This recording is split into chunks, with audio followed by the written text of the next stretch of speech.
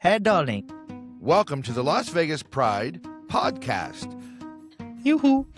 Yoo-hoo. Hi, gays. Welcome to Las Vegas Pride Podcast, a podcast featuring Las Vegas Pride, our community here in Las Vegas, and the greater community at large. Celebrating community, unity, and all of the above. Join us and let's start the show. And hello, welcome everybody back to our official Las Vegas Pride podcast channel. And this week I have some really special guests here with me. The Sity sisters are here. How are you guys doing? Bless you. You see, it's true. I am so sorry. Oh, I'm so sorry. No, you're good. It's true. That's a Hungarian thing. If you sneeze on something, that means it's true. So I have the Sity sisters with me. That was all true. I didn't lie for you guys. And I'll let them to introduce themselves before we start. Well, thank you so much for having us. Yes, we are the Sin City Sisters. I'm Sister Prudence. My full name is Sister Prudence, Pride of Perfection. I'm one of the founding members of our order here in Las Vegas. And I'll let you go. I am Guard Humility. That is all there is to my name, just very humble, very simple. And I came a few years later. I love it. I think I met with you guys a couple of years ago first, originally. I would say like a year and a half. Yeah. And I remember you and me did a podcast together. So that was already a podcast with you and me talking about politics. Yeah. That's in my personal persona. That's not as Sister Prudence. That's when we talked about politics. But let's talk to the audience about what the Las Vegas Sisters was the Sin City Sisters is. Because for me, that was really interesting because I saw you guys everywhere originally, and I had no idea. I just saw people dressed up with lots of makeups, and I'm like, who are these people? I love that. You're drawn to us. So we are part of a worldwide organization called the Sisters of Perpetual Indulgence. I believe there's around 85 houses in the world, heavily in the United States, but they are outside of the United States as well. So like Berlin, Germany, a lot of different countries also have representation from the sisters. What we are is we consider ourselves 21st century nuns. About 21 years ago, we started our house in Vegas. To give you a little bit of history there, I'm one of the founding members, and I didn't have this idea, but I was friends with some of the people that were having the idea. They had gone to Las Vegas Pride, to the festival, to the parade, and in the parade was a couple sisters from L.A., and they were just representing, and they came and they were just visiting different prides across the country as sister, and it was Sister Margarita and Sister Rodakill. Rodakill is actually my big sister, and we had the idea of, that needs to happen here, So we decided to start a house here. We're one of the older houses. There's a lot newer houses since we had started. There's older houses as well too. It started in San Francisco in 1979, and then it kind of spread like wildfire across the country. We all are nonprofits, and we all have our 501c3. And we raise money however we see fit. You know what I mean? Yeah. However, whatever works in your community. Some of the orders will do grant writing, or they will raise money for some of the other organizations, or for some like cures for diseases and things like that. Yeah. We decided to start our own drug assistance program. We're the only order in the country that does that. So we have our own drug assistance program. We call it SADAP. And it stands for the Sisters AIDS Drug Assistance Program. So that makes us a little bit more unique. I won't get too deep into SADAP right now. I'm sure we'll get into that in a little bit. But that's kind of what makes us unique, and what gives us a lot of assistance in people really understanding who we are in Las Vegas. Yeah, and honestly, it's amazing. Like what you guys doing, it's super helpful for our community, especially here in town. Like sexual health, it's important, and we need to talk about it. Even the fact that lots of people don't like to talk about it, we need to understand that actually that's a thing. My personal opinion about it, so just correct me if I'm wrong. But one of my favorite thing about it is that all of the sexual health and all of the reach out, as much as I dealt with you guys for the last year and a half, especially, this is not just for.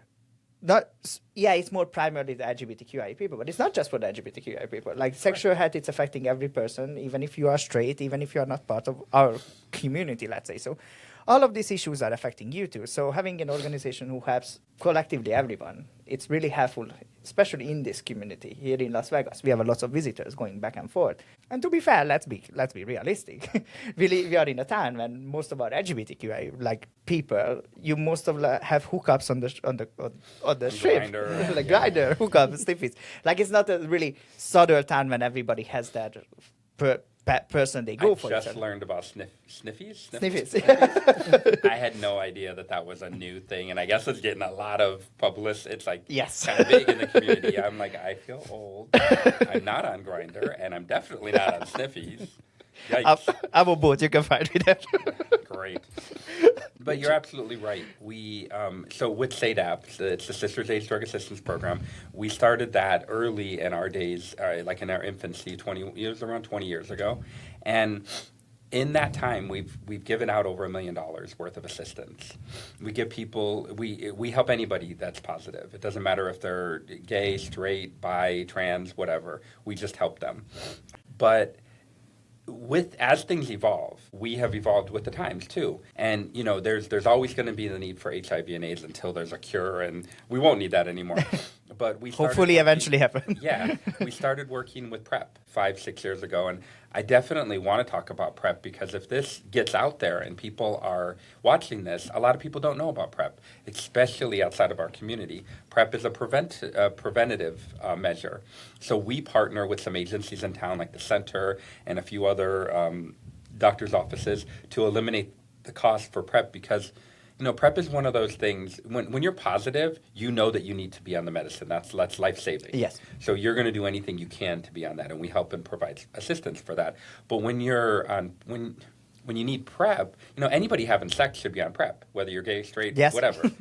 But if there's a cost associated with it and you feel like you're being safe and maybe you're not in the community and you've not really heard of it, why would you pay for something that, and incur a cost that you might not have the money for to be safe when you don't feel like you are unsafe? So that's why we wanted to help eliminate the cost for it. So anybody that goes to the center, they don't have to pay anything because then there's no reason. So we're in the medical community. It's called taking down a barrier of cost. So we're taking down any barrier to the cost of it to really bring that to the community. In addition, we started doing harm reduction kits. And, Vegas, we have EDC here. We have festivals. We have a lot of people that like to party. And in our own community, party and play is a big deal. We started handing out harm reduction kits about a little over a year ago. And, we put them in a cute little, pencil pouch, and it's colorful. And inside of it is Narcan and some testing strips for some different drugs that could get laced in, the things that could be laced in the drugs. And it's been great because people will take it from us. They trust us. You know what I mean? We're out there, we're having a good time, we're outrageous looking, and we're in the bars. FurCon's going to be coming up in April. We're going to be at FurCon, and we're getting ready. We're making 1,000 of the harm reduction kits because there's 4,000 FurCon members coming, and we want to have enough to facilitate them, and they like to party, and they like to have a good time, and there's no judgment with us. You know what I mean? I don't care that you want to party and you want to have a good time. I just don't want you to die. And if that's the one thing that we can do, and, when it comes to these different communities, I feel like that's where we cross-sect, too. Because they don't know the sisters, some of these communities. Yes. There's some, rave communities that have no idea who we are. But when they hear about us and when we're passing out, things to keep them safe, because they're never going to go to the health district. No. There's never going to be, and they're not going to take it from a cop. They're not going to take it from, people like that. They're going to take it from people in the community. So when somebody from my community is interacting with somebody at EDC and they go, oh, the sisters gave that to me. Well, who's the sisters? Well, I don't know, but they just saved our life. You know what I mean? So it's kind of amazing that we've started to do that and recognize the needs that are in our communities. And for that Narcan situation, I can't wait. I know I have one bag. I got it from you guys. It's a little pink bags. Well, there should be two in there, so did you already use one? No. It's just a bag. But I can't wait because we talked before the show. I'm going to go for the Nunnery, and I'm probably going to get one more to make sure before I go to ADC. You never know, actually. Even if you don't do things, just to have it with you, because lots of our events and here in town, people can put something in your drink, or you don't know what somebody gave you, or that's just a headache medication, and it's not that. So to be more careful and make sure that you have these things are really important. And I personally super grateful for it, because I personally would never know where to go and get some. And knowing you guys, it was like, oh my God, I can get somewhere, but it's can save my life. And I'm like, wow, that's incredible. To that story, like you said, like the bars, I think I heard, again, correct me if I'm wrong here, but I'm still learning a lot from you guys, lots about you guys. That some of those bars, especially LGBTQI bars, when I go inside and you can see some places where there's like free condoms outside, it is all you guys. No, not all of it, but we started a program because it had kind of fell by the wayside. Because HIV isn't the death sentence that it used to be, people aren't putting as much of an effort into that. So there was a few bars that had condom holders that were empty, so we started filling them, and we got the idea, one of our novices, because when you become a sister, you have to go through a few levels, and one of those levels is being a novice, and you have to do a novice project. And one of our novices wanted to do the project of putting those condom holders in all the bars. So we went through and fundraised for them. We have the condom holders now, and now we're trying to communicate with all the bars to make sure that they're there. So whenever you see a sister, we should have some condoms and lube with us. We have safer sex kits, but we wanted to provide it even when we're not there. And it's cute because we have a little QR code that somebody can scan, and they can let us know if it's out of condoms so that we can come fill it. And some of the bars we go to regularly, so we'll keep on filling it up, So I think we're providing a really cool service for the community. And for sure, like anybody who is living a healthy, let's say, active sexual life in our listening, you can tell, like, condoms are expensive. Yeah. So having those opportunities that you are on that bar, you find this significant other, and you're like, let's have a fun, but able to just grab one and freely having, that's super helpful. Well, and when you see us at events, we most of the time will have a variety. We'll have different sizes. We'll have condoms for women. We'll have non-latex ones. So we have some variety. I can't say that we always have that one. I don't have that variety in my purse when I'm walking around. But when we're at an event, we try to give a little bit more variety because we're hopefully going to be seeing more people. And we don't want, again, we're trying to consider every situation and break down any barriers for people not to take it. I'm too big for that, or I'm allergic to latex, or I'm, whatever the barrier might be, we don't want that to be an issue. So even if you're gluten-free there. Right. So you don't need to worry about that. And because you already mentioned it, I want to bring it at that one, because that was for me super interesting, that how the setup of your guys' organization are actually. Like, I know there's a beginning level and you go up on the ladder, like in an order, and that even all of the makeups are representing that more higher up version, if I'm not mistaken. Well, yeah, correct me if I... No, it's cool. I can give you a little background about why we do what we do. That also, there's a little bit of differentiation between what we do and what some of the other houses do also. Yeah. Like, my name is Sister Prudence, Pride of Perfection. So I have a sin. Pride is my sin. All of the originating sisters all had a sin. So we originally had 7 sisters for the 7 deadly sins. Wrath had agoraphobia, so he went to the first event and he couldn't handle it, so he left. And we decided to retire Wrath and become the House of Love. So that's how we kind of handled that. But then everybody that comes into the order after the founding members, they are virtues. And if you know much about religion, there's an unlimited amount of virtues. So humility is a virtue. Yes. Ironically, prudence is also a virtue. I did not know that when I was creating my name, because my name is based off of Charmed, if you guys remember that old show. Yep. And that's the power of 3, so Prudence, Pride of Perfection, so the 3 P's right there. And Prudence, Prue was one of the characters on the show. And so I had a lot of meaning behind my name. I had people in my friend circle help name me. So we had to retire Prudence as a virtue for anybody to take because I already took it. But it's a lot of fun. And then with that comes colors. So, right now we're wearing red because we're promoting red dress. But normally you'll see me in purple, and you'll see humility in yellow. And that represents his virtue, and purple represents my sin. So that's some of the meaning behind that. But you had talked about the different elevations and levels. So when you want to become a sister, when all of you want to become a sister, I hope you all come in droves.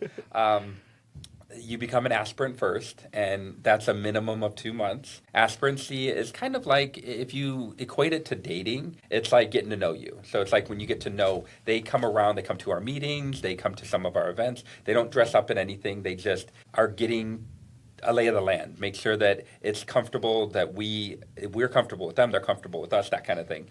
After that, the next elevation would be postulancy. Postulancy has some dress up involved. There's a look involved. It's a little bit more of a nun kind of look. And they come and they help out, and they're really behind the scenes. They shadow sisters, and they see what we do. Because a lot of people see this, and they think that this is all it is. They don't realize all the hard work. I mean, right now we're in the middle of planning a big event, and Humility and I are the co-chairs, and it is a ton of work. And people don't realize that. Even some of our local events that we have, like at the bars and stuff like that, are a lot of work, you know what I mean? And, we're working, even though we don't get any, we have no payroll, we have no paid members. So then after postulancy becomes your novitiary. The postulancy is a minimum of 3 months. And then your novitiary is also a minimum of 3 months. That's when you start to get to play with some makeup. You wear the white face. You wear the white face in postulancy and novice, but you start to play with color. You can dress a little bit more. So you start to look a little bit more like what you're going to become as a sister. And what you need to do during that time is you have to do a novice project. So it could be anything that benefits our community or the order. And it's really to show that you have some event planning and some follow-through skills, that you can plan something, you know what I mean? We want to make sure that people are coming in that can help us with things, you know what I mean? And then once you complete your novice project, then you become fully professed or black veil. And that's what we are. We're fully professed. In our house, guards and sisters are the two different entities that represent our order. In some of the other houses, they have other things like brothers and deacons and different kinds of things. We've stuck with guards and sisters, and guards and sisters have the same equal rights. You know what I mean? Like they have voting rights. They can run for offices. Like we could have, right now I'm the president, but we could have a guard as a president, things like that. Yeah. So that's kind of us in a nutshell. But that was for me super interesting. When originally I heard it, I was like, oh my God, this is so amazing because it's so organized. And I love that about it. Like I'm the organizing person, so I need to have everything like laid up. Like I need to know what's the next steps or what I can do. And when I heard about it, I was like, oh my God, this is so cool. Yeah. And I have this little story for you guys for that. I just had my grandmother visiting a couple of weeks ago for a month from Hungary. And she's an old, I love her to death, but she's an older, more conservative person. Okay. Of course, it's from Hungary, super conservative country. She grew up differently. And she saw my pictures on when we had the Pride from the coronation. I had lots of pictures with you. And she's like, I don't understand. What is that? And I'm like, what do you mean, Grandma? So I was trying to explain to her exactly what you told me because I was like, okay, I think I was right. Not what you said. And I was trying to explain to her, and she had the realization, and I was like, I really want you guys to be on the podcast because lots of people, I know, to be fair, lots of people, when they first see you guys, it's like, especially to people who are not part of the community, it's like, oh my God, super outrageous. Yeah. Like somebody's wearing the dress and they making fun of the religion and everything. We know that. It's not a secret.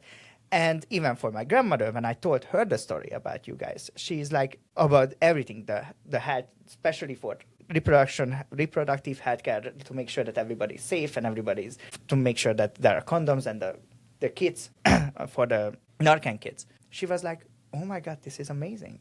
We need more people, we need more group like that. And I'm like, you see, Grandma, but you just judged because you didn't know. You judged because of the look. You didn't know the mission behind it. There is a mission behind it. That's not just about, just be fun. We're not being outrageous for the fact of being outrageous. Yes. Yeah. And I was like, oh my God, I need you guys in the podcast. Because I know there are people who don't understand, even in our community. Like, I was asking Brady originally, our president, like, who are the sisters? Like, I see you guys in the first, when I started going to the event, like 2 years ago. I was like, who are the sisters? I'm like, they look amazing. I thought it looks amazing, but I'm like, what's the point? Well, so a few funny things that I'll add about that, and I would love for Humility to Yeah. because Humility has some history as well. One, we were called heresy by the Pope, by one of the previous popes. He called us heresy, and as a result, we are a Trivial Pursuit question. So we made history, you know what I mean? But I mean, yes, we're outrageous, we're radical, we are advocates. Advocacy is something that we care very much about. But I guess this is my own personal view about how I look at being a sister, is that I grew up Catholic, and there's a lot wrong with that religion. But there was still a sense of home. There was still a sense of family when I grew up with that. You know what I mean? And I think us coming into our community, I don't see any Catholic nuns doing any kind of like outreach in our community. I feel like that's the role that we serve. We are helping the sick. We do community like food things from the Nunnery, so we're feeding people that can't afford it. We're doing different things that I think a secular nun does. And then to even add more to that is because I wear the white face and you don't really know who I am, there's anonymity to me.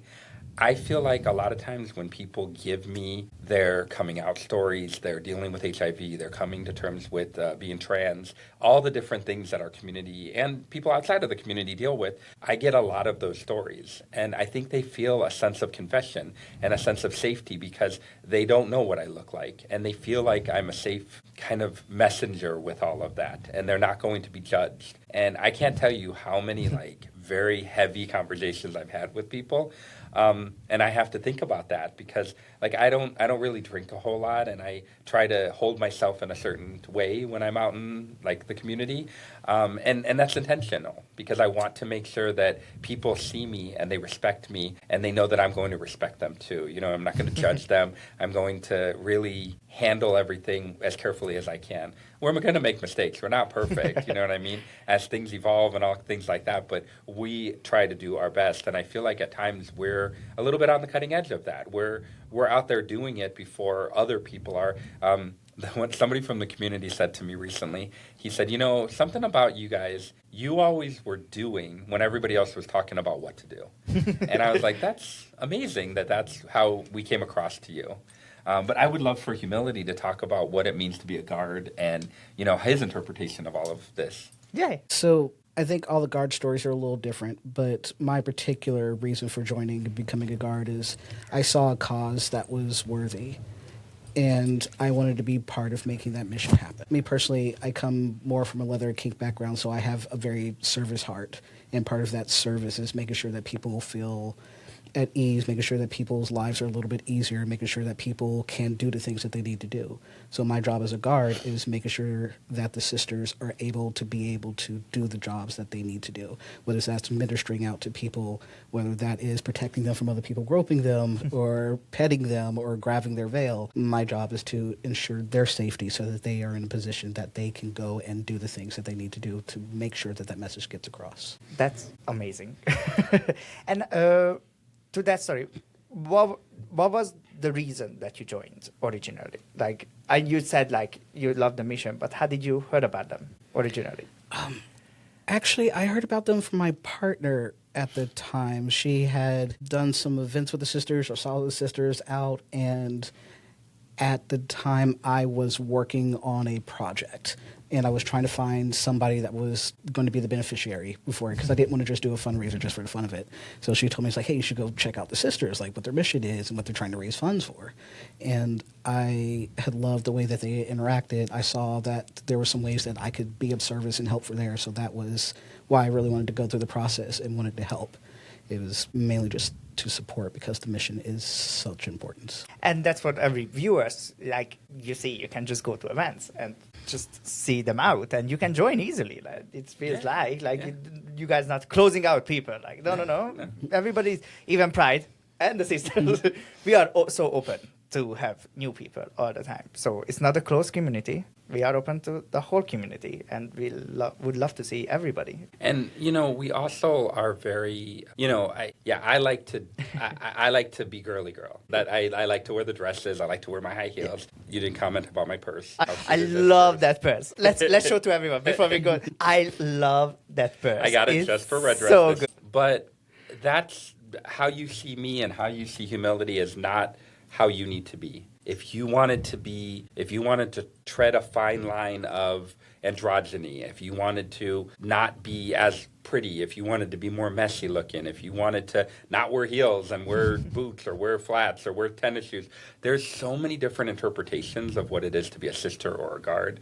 And I just hope that nobody sees this and says, that's what I need to do, because you don't. You can interpret it how you want. Yes, we have certain things like we had just talked about in order to join us, but that's not, outside of that, you can interpret it how you want. You know what I mean? And if you want to get back to the community, if you want to do something, I mean, we're so, like Humility was sharing how he did a project and we were the benefactors of it. We get that from a lot of people in the community. We're benefactors for a lot of different things. And I think that it's because, and this is no shade to anybody, but I think sometimes within our community, we're all doing fundraising for each other, and we're passing money around and, trying to help each other kind of in a way. But with us, our money goes out. Our money is going out to the community and helping people that are, because I didn't really get into the nuts and bolts of SADAP, but we help people that are 400% above the poverty level. And that means if you are somebody making anything, like right now there's government assistance. Who knows how long? Who knows how long it'll be there. That helps people that are 400% and below the poverty level. That's roughly around a $65,000 job. So if you're making any less than $65,000 and you're a single person, you can get assistance. If you make any more than that, you get no assistance. So just think about it. I know $65,000 seems like a decent job, but if you had to pay for all of your HIV medicine and it cost you $3,500, could you afford that? A month. Yeah, making that kind of money. Just to say, it's a month. That's a mortgage. That's a car. That's like 3 car payments. That's a significant amount of money. You are not going to be able to afford that. So that's where we come in. We help the people that fall right above those thresholds. We don't help people that are very rich. We kind of have this gap in between the people that no longer get government assistance and the people that can afford it on their own, and we kind of help in that in between. And I think that's really what people have recognized and saw as something that they want to help us. You know what I mean? Because we're helping people in the community that, and we've helped a lot of people in the community. They'll come up to me, and I didn't even know they were a client 20 years ago. And they're like, I was a client, and that was amazing. And I did want to share something also personally. I'm a positive person. I represent the order in a way that I know I walk the walk. I'm positive. I wear my HIV status as a shield of honor. I don't always disclose my status, but I do I've been doing that more and more because I think it's important. I became a sister when I became positive because I didn't know what to do. It was 21 years ago. It was 2005. The disease was kind of getting under control. I didn't know what to do. I didn't think my life was going to be a death sentence. So I knew about these people that were starting this crazy organization. I'd never done drag before. I'd never done anything. We don't consider ourselves drag queens. We're drag nuts. Yeah, no. And I love drag queens, but we just consider ourselves a little bit adjacent to the drag world. And I decided to do this because this was the best way to funnel my energy. And 21 years later, I'm still doing it. I'm raising money. And it's a passion that I have. I get super emotional about it because I care so much about it. And that's, I think, what transcends to people. Because if you talk to any of our members, you're going to get a sense of, oh, they're serious. They actually have good things that they're doing. They may look a little bit outrageous and radical, but they're not that. They're doing some, like your grandmother had gotten to know, and I think that's a huge compliment for us. And that's why, honestly, I love you guys. That was one of my first reaction too after I heard the whole story. I was different because from the beginning I didn't have the, oh my God, why are they look like that? I'm more an open-minded person. I was like, that's cool. That looks cool. But once I heard the whole story, I'm like, oh my God, I love the mission because I know that is especially for your point, there is a lot of stigma around sexual health. I think people are not taking it that seriously anymore, unfortunately. I think there are still stigmas for HIV positive people. I mean, like, people need to understand that undetectable means untransmittable. That's still a thing. Yeah, To be fair, too, yeah. to be fair, people need to educate themselves, and I love that we have, especially because you said that's more specifically for Las Vegas. I love because I feel like a lot of people I talk to, and they know you guys, they all got educated about it, and I think that's a really admirable thing what you guys did, and I think it's amazing what you guys doing. I'm super grateful for the community and for Pride too. Like, we as Las Vegas Pride, we love you guys. I think we have a good connection. Yeah, for Say sure. that. The other thing I wanted to mention too is that we're super fortunate to have a space. We call it the Nunnery. Yes, and check it out. It's amazing. Yeah, it's I've been there. amazing. It's in the historic commercial plaza, and it's become a community space. We've had it for a little over 8 years. It's had an evolution, and in the past 6 years, 5-6 years, we've really opened it up to the community. So we have stuff. I mean, Humility and I kind of run the calendar for it, and I could tell you that sometimes we're double booked. We got stuff in there almost every day. It's crazy. Tonight there's something. I was putting on my face earlier, and I was like, I got to make sure I clean up everything because there's a kink organization that's doing something in there later on. We help the ball community, like Paris is Burning ballroom community voguing, all that kind of stuff. We host a ball event. We don't, but there's a ball community, and they found us, and they started using the Nunnery as a workout space. So they're doing a Vogue workshop every Monday night at, I think, 7 o'clock, and then once a month they're doing a ball, and that's amazing. Like, it's awesome, and I can tell you that is a younger crowd. A crowd that didn't really know who the sisters were. I work the concession stand, and so I'm just selling drinks and candy and things like that. And I did it out of face the first few times, and then I had to do it in face because I had an event before, and they were just like, "Wait a minute, you're one of the sisters?" Like, they had not connected the dots, and they thought it was amazing. I wore my high heels. I was doing the whole thing. They were loving it. So it's great, and I think that anybody that wants to use the Nunnery, just let us know. We are open to it, and we don't have any hard costs with it. We don't say that to walk in the door it's a minimum of a certain amount of money or things like that. So and I think the community has really kind of seen that as a good avenue, and we have a lot of support. We have a diverse group of people that are doing different events in there. It's great. Yeah, I remember because I've been a ball boy one time on one of the events. Yeah, we have all kinds of different events. Yeah, follow us. We're super busy. Tonight we're doing a trivia thing. Just a free community event, trivia. We do what you were talking about. It's a fetish and fantasy bingo. So we have something for everybody. That was interesting. I enjoyed it. That was the first time I ever did it. Something like that. But I enjoyed it. And before I move on, I did wanted to say one more thing. As Mr. Las Vegas Pride, I did wanted to say that one of my favorite moments was as Mr. Las Vegas Pride when your guys' Berlin sister blessed me on my coronation, and that felt so personal. And that's what you said about feeling like people can feel safe. I'm from a Catholic country, so even to have some kind of representation like that on that coronation that made it feel more special, I loved it. I felt more safe. I felt I have a protection. And to be fair, every time I'm on an event, because I'm more of a conservative person too. What is a joke? Ha ha ha. No, I'm not. I think so. But it took me a long time to be free and do whatever I do personally. Being glad and proud to be a gay person. It took me a lot of times. But even now when I'm going to bars and sometimes I feel, every time when you guys are around, I actually feel safe. Oh, Thank you. Like, let's put it, I always feel safer because I know that, the sisters have my back. If that makes sense in one way. No, it totally makes sense. It's like, oh my God, I have my protectors here. Like, I don't need to be worried because nobody's going to mess with me.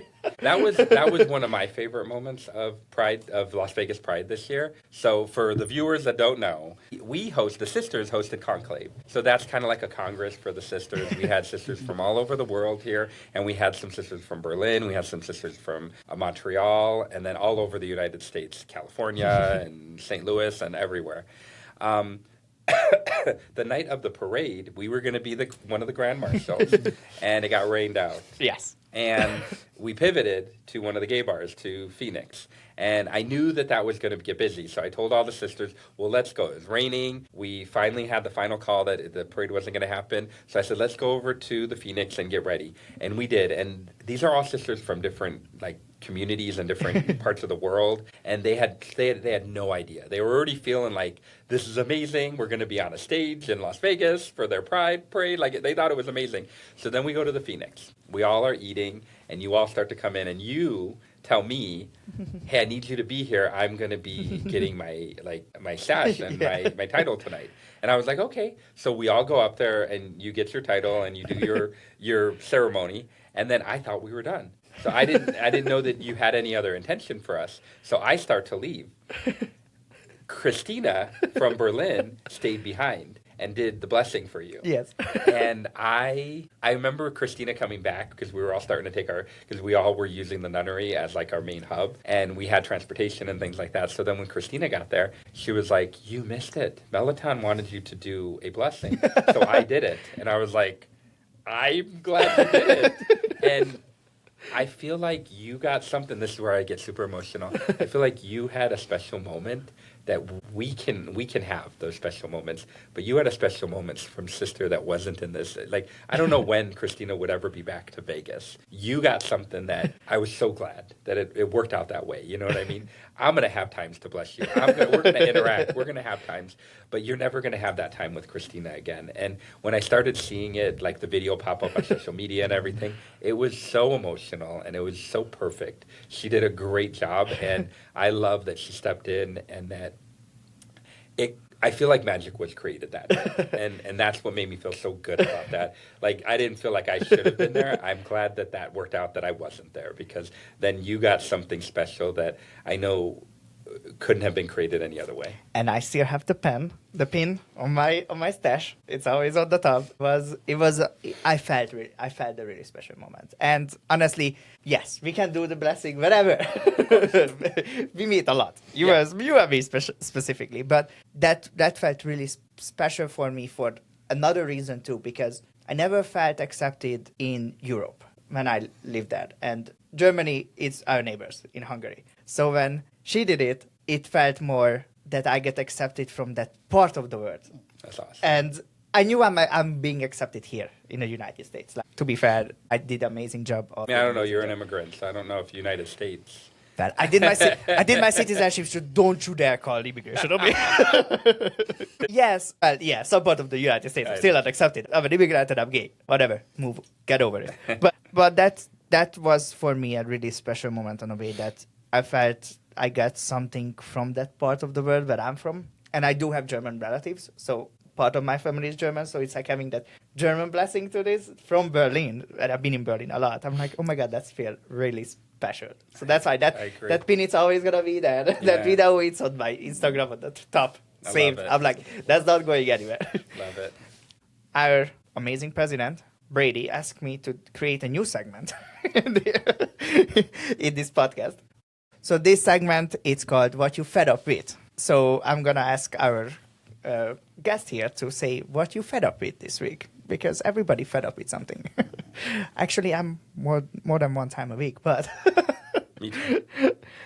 The thing I'm fed up with is it sounds super petty. No, go ahead. You need pettiness, right? Because there's so many bigger things that you could be Sometimes you need to be just pissed off society. I'm pissed off because I watch MSNBC, and I watch all the little clips, and I don't know who's doing their stupid clips these days, but they cut it off in like mid-word. And I'm like, what? Wait, where do I find the rest of this conversation? What just happened? It's the weirdest thing. I've had it on multiple different things, and I'm like, this is really pissing me off. I wanted to tell somebody that, so I'm so glad I get an opportunity to tell how pissed off I am about the MSNBC clips. I love it. I've been trying to think. I'm a little more sappy than that. So my fed upness is watching the judgment of people. That's why I'm okay. So I come from a background where understanding and kindness are very important things, and I work in a lot of different types of groups. Mm-hmm. And so stuff that I started seeing from other places today other places within this past week was the immediate judgment that people have before actually seeing them and knowing them. And it kind of hurts because you never quite know what that person's story is or what's going on with them. And I guess the reason why it made me fed up is because these were, to not give too many details, these are people that I have kind of trained to do a little bit better, kind of like some of my kids. And to hear is like that reflection on them was like, we have trained you to do better than that, to not judge people. It's like we work in this place where everything is about being authentic and being yourselves, and we have that judgment. So my fed up meter is kind of there, just watching the unkindness of the world, because there's so much of that that's happening outside of the community. We really don't need that within the community. Yeah, I to your point to that, I think it's get to that level for, I'm going to put the blame on something here, because since I moved here, I see that trend. What you're just saying is even inside the community. I think we can all point fingers and blame the current political spectrum and the administration, because once you start doing blaming and downgrading and judging people from the higher up levels, then people start seeing it every day, and it makes it more natural and more right to do this. Before Trump got into the office, I can say it because I fucking hate him. Yeah. So before he got into office, under the Obama administration, I didn't feel that way, that people were like, actually start being more careful about what they're saying and how they react to people, because they were like, that's not right. Yeah, the blatant unkindness that I've seen online. Hell, even some of the Facebook groups with the trans centers, just people feeling so emboldened to come on there, and how much that they hate us and how much that they don't believe that we're right. Just people even on the gay threads now pushing so much of what Trump is doing. Which that level of unkindness that's been coming up, and seeing that in such close circles is like, if you know anything about a history of being together as an LGBT people, we fought so hard just to be seen and take care of ourselves. To go ahead and do that discrimination and that hatred amongst each other, like that's hurtful. That's disgusting, to put it that way, and I'm going to call it out. And I will say, too, though, you guys are absolutely right, and I definitely think Trump has made it a little bit worse. But I think, and I think this is for a lot of things right now, if we blame Trump for everything, then, because I think two things could be true. Do you know what I mean? Like, yes, Trump made this situation that we're in, but there's also some accountability for some people, like within the community. They don't have to act that way. And if they're blaming Trump, if they're using that as their scapegoat, then they're wrong for that. Do you know what I mean? Like, I have no positive things to say about Trump, but I definitely think that there's some accountability that if you hang everything on the hook of like, that's Trump's fault, you're going to miss some of the underlying. I think that Trump emboldened people, but that racism and that misogyny and that transphobia, all of that was there. They just didn't feel comfortable saying it. Now they feel comfortable saying it. Why did they feel comfortable saying it? I think part of it's education. They don't, half of the people that have transphobia have probably never talked to a trans person. They have no idea. So sad. Yeah, if they actually come to our community, sit down and talk to somebody, they're going to realize that a lot of our issues are the same as everybody else's issues. Like, we're all worried about gas prices. We're all worried about being able to afford our bills. That has nothing to do with me being trans I'm not trans, but that has nothing to do with being trans or being gay or being part of a community or whatever. You know what I mean? So, I think the issues, it's always a big thing, especially with this administration, and it's always finding a group to attack, and because they cannot attack a full LGBTQI community, because then you lose. They needed to find something inside the LGBTQIA plus community to attack, and that was the trans people. And I'm sick of it. I'm tired of it. I had one comment already earlier that, like you said, everything is perfect in everybody's life. Everybody have free education, free healthcare, living in an amazing mansion, and you are not sick. Your taxes are perfect. Your life is so perfect that you cannot freaking think of something else just to find a minority in a minority group to attack for no fucking reason. And I'm saying, that's to yours. I'm so fed up with it too. To that one, like, just fucking leave it alone. We're talking about really small percentage of the population, and it's nothing to do with your life. Because I'm part of that trans community, and so, God, I tell you, waking up one day and realizing like your entire existence is illegal, it's it's a hell of an awakening to realize that you're being targeted for just being alive. And then to realize when you're on threads of people who are supposed to be in your community who are targeting you more. So it's could be several things between them feeling just as scared, and if they can push other people down to get rid of that scared, I'm not sure, but that's what the fed upness is. The inner community of the fighting, especially around the transphobia, especially around not being kind, when we all need the support and love of each other right now in order to get past what is happening with this administration that's attacking us. Definitely. 100% agree. I'm really a eco-right lover person. Mm-hmm. And I think everybody has the same rights than anybody else. Doesn't matter any sexuality, skin color, where you come from, or religion too. Like I would be that person who's like, I would fight for a Christian person to have equal rights if Christian person would be attacked, but they are not. So they are the one who doing the attacking. I 100% agree with you guys. To say my fed up one, I'm gonna change the conversation a little bit more funny. I'm fed up with French cuisine, to be fair. Why? What's wrong with French It's so cuisine? hard to make it. So I was studying to be a chef for 4 years. I worked as a chef for 10 years. And this week, yesterday, me and my roommate decided to let's make macarons because I can make macarons. I probably can make it. We made 3 batch and none of them worked. I'm like, I fucking hate the French people. Why is it so fucking complicated? It's not that hard, but it's Apparently not working. it is. It's not working. And I'm like, God damn. And every time, any French pastry you do, it's like 700 steps. And it's like, you need to make sure that the room, it's not just temperature-wise right. It's don't have enough this humidity and that humidity. I was like, who the fuck came up with that? Like when you were cooking, you were having like this humidity meter on your desk. Apparently it matters to the Macrons, you know. But yeah, it doesn't matter. It's not. I was so fed up. It's three steps didn't work, and we were like, we're gonna try next day. We're gonna need to probably dry out the almond flour because you need to dry it out on the sun before you use it. I'm like, this is stupid. That's why they cost so much, because it takes so much work and love to make them actually happen. Yes, yes. Now it makes sense why $6 per one piece of for one tiny one. macarons. They're cheap at Panera. But are they actually good? That's Good. good. Yeah, I think they dip them in chocolate and stuff. Yeah, sure, I'll take it. It's coconut and chocolate. I'll take it. But to continue, so you already mentioned it, so now it's the second segment for our conversation. You guys preparing for a really big event for you guys. That's why you guys in a red dress. It's called the Red Dress event, gala? Red dress party. Red Dress Party. Yep. And can you tell our viewers and the listeners what is the Red Dress Party So I'd be happy to. I'll give you, what I'll do is I'll give you a little bit of history and then I'll let Humility talk about this year's. So Red Dress is something that happens in a lot of communities. It's not specific to just Vegas. We happen to do it. And in other communities, it's not even necessarily sisters that do it. But we started doing it in Las Vegas. It's our largest fundraiser of the year. Red Dress is the name of it. We usually have some kind of theme with it.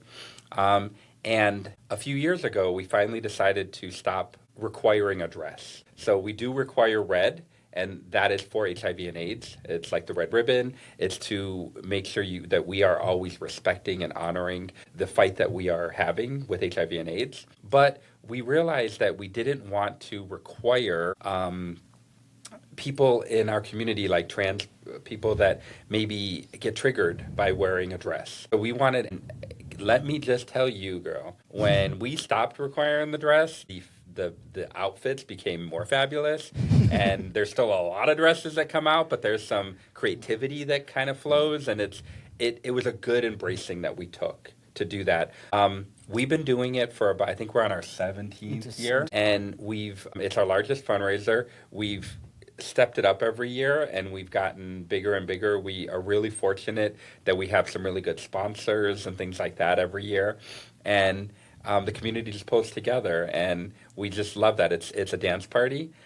We have a little bit for everybody. We have some drag performances. We have a little bit of everything. But I will let Humility talk about this year's event because I think we've knocked it out of the park this year. Ooh, where to start?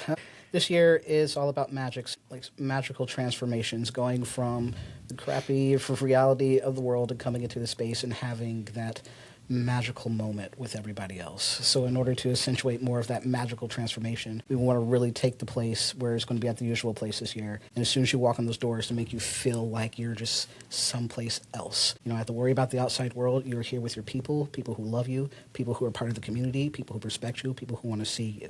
So you can come in whatever red dress or fabulous outfit, whatever makes you feel good at that moment. If you want to add a little something to your outfit, we still will have our red dress barn, so you can add an additional tutu or skirt or pants or hat, whatever you feel good about. We have a coat check that's going on this year, but this time we're going to have a few little different activations. So you can stop at the step and repeat, and your photo will magically appear in this book that you can leave your name and message for. And if you want a copy of the magic photo, we can make that happen as well. We also have some other moving photos, moving photo section in this time, where you can stand there, dance around, and the camera will move around you, and you get to see your photo, whether it be on the screen or we email it to you a little bit later. We have some extra vendors that are coming on. We have a tarot card reader, palm reader that can also be there for you, so you can get to have some magic playing with that. So we have that community covered. Our entertainment, as I mentioned, drag, but we also have a magician that's going to be our host. And we have source followers, we have burlesque acts, we have magic acts. A lot of this just centers around magic. And it doesn't matter what type of magic it is. It is, at least my personal belief, that your personal brand of magic is the brand that we want. So whether that magic is dealing with crystals, whether that magic is dealing with healing, whether that magic is dealing with just the way that you dress, whether that magic is just being there with actual magic tricks. We want all of the magic, everything that helps transform you and help you feel good about being yourself in the space. That's the type of party that we are opening and creating an atmosphere that we're creating for people to come to. I'm so damn excited. And to just give you some like logistical stuff, it's on March 28th. Yep. So it's in a couple weeks, or when this airs, it might be sooner, closer to the event. So March 28th is the day of the event. It's at the usual place, as Humility had mentioned. The VIP party starts at 7 o'clock. From 7 to 8, it's VIP, and from 8 until around 11-ish, 12-ish, it's going to be the general event. And there's a silent auction, fabulous things.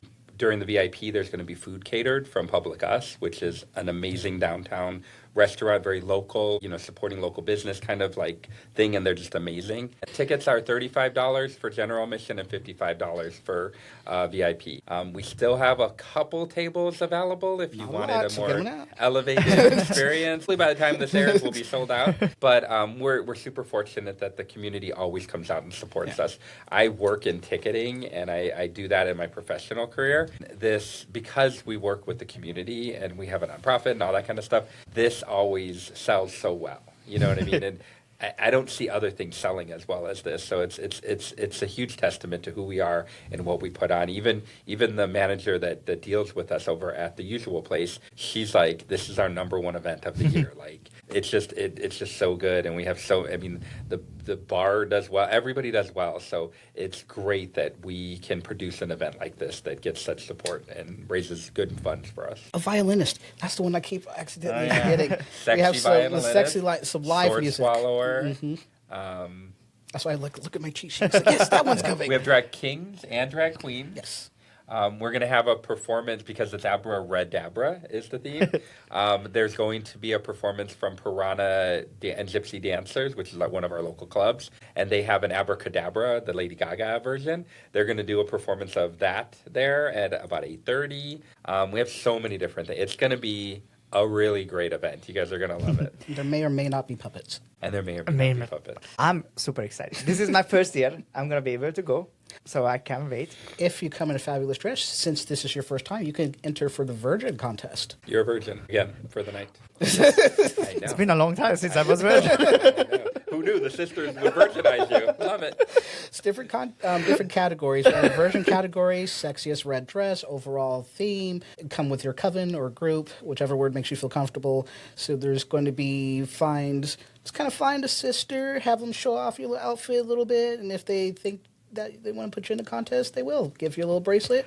We'll get people voting for you. You see, like even if I get into the contest, whatever is the recognition, I would give it away, because as Mr. Las Vegas Pride, I'm not taking anything from the community. That's one of that promise I promised myself. Even if I do drag or something, everything goes to the community.